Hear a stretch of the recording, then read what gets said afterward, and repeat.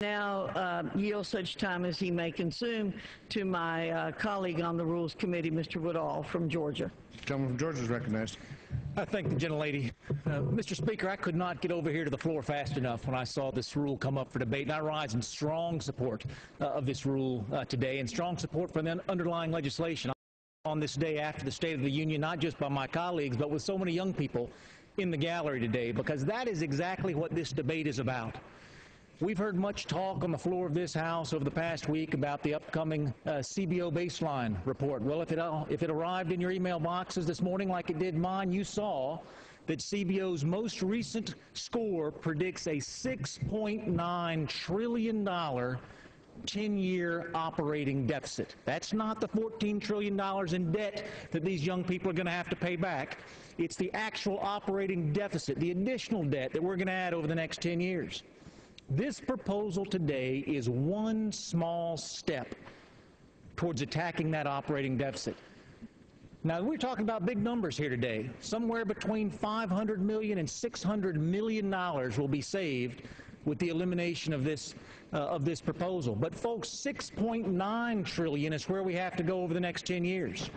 So if you think that this underlying proposal, if you think the public financing proposal has some merit, I look forward to debating that when the time comes, when we get our operating deficit under control. But we don't just need to pass this provision today.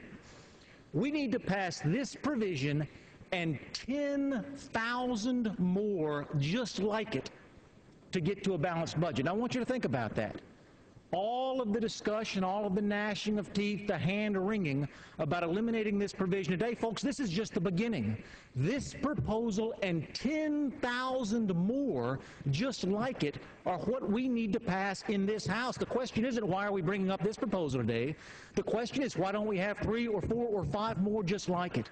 I look forward to joining with my colleagues on both sides of the aisle to talk about those provisions, talk about those spending items in our budget that we can get rid of. But folks, I am absolutely certain, as the UCUT site pointed out when America voted, that public financing is one of the top 10,000 things that we can get rid of. We don't have to decide today whether this is number 1 of the 10,000 most wasteful programs in government or number 10,000 of the 10,000 most wasteful programs in government. We only have to decide if it's somewhere on that spectrum.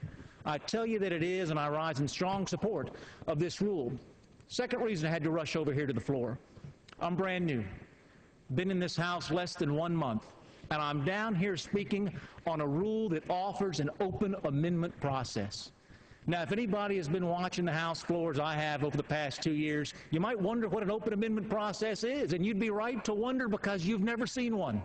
I may be a freshman in this body, but folks who came 2 years before me, sophomores in this body, they don't have any more experience in this process than I do, because this is the first open amendment process that we've seen on the floor of the House. Why are we seeing it? Because it's the right thing to do for the institution. Speaker Boehner has made a point of saying the House is going to work its will. Now, I come from a very conservative district in the northeastern suburbs of Atlanta.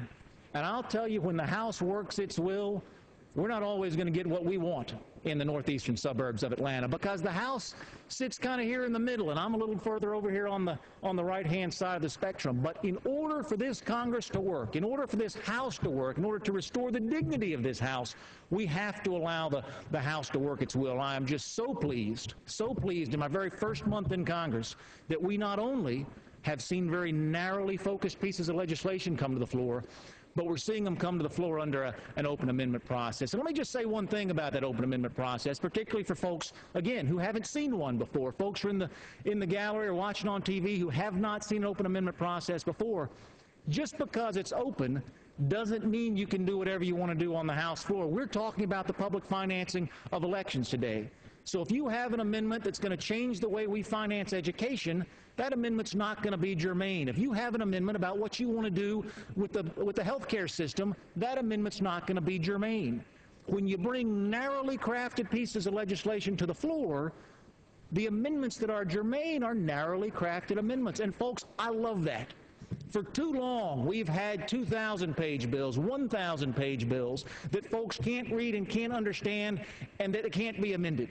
And I'm so pleased today to be standing here in strong support of my colleague from North Carolina's resolution. I will be voting in favor of the rule, and I'll be voting in favor of the underlying legislation. And I thank the gentlelady for the time. I yield back. The Chair would remind members to direct their remarks to the Chair and not to guests in the gallery. Gentleman from Florida. Mr. Speaker, I yield 2.5